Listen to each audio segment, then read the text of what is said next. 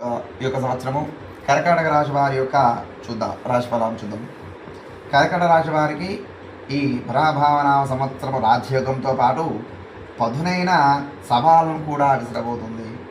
జన్మగురువు వనవాసము అంటారు కదా అని భయపడకండి.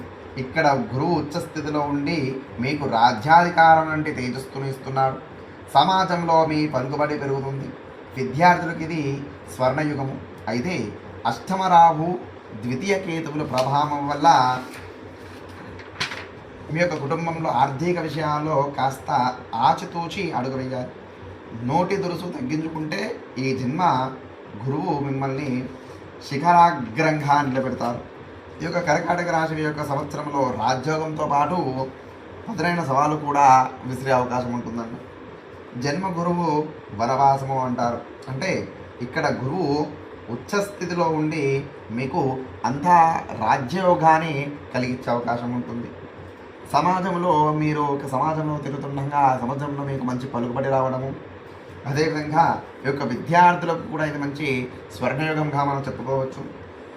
అయితే ఈ యొక్క అష్టమరావు ద్వితీయ కేతుల ప్రభావం వల్ల మీ యొక్క కుటుంబంలో ఆర్థిక సమస్యలు వచ్చే అవకాశం ఉంటుంది. ఈ యొక్క దాన్ని మీరు ఆచితూచిగా అడుగు వేసి ఈ యొక్క కుటుంబ సమయంలో మీరు చూసుకుంటారు.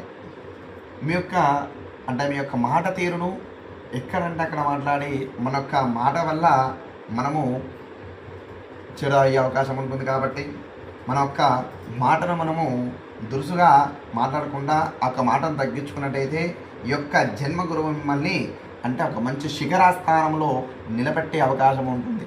కాబట్టి ఈ యొక్క రాశివారు పారాయణం వచ్చేసి దుర్గాష్టోత్తరం లేదా లలితా సహస్రనామ పారాయణము, మంగళవారం సుబ్రహ్మణ్య స్వామికి క్షీరాభిషేకము లేదా పాలాభిషేకము చేసుకోవడము, నిరుపేదలకు పండ్లు లేదా వస్త్రదానము చేసినట్టయితే ఈ యొక్క కర్కాటక రాశి వారికి ఈ యొక్క సంవత్సరం అంతా కూడా శుభం జరుగుతుంది.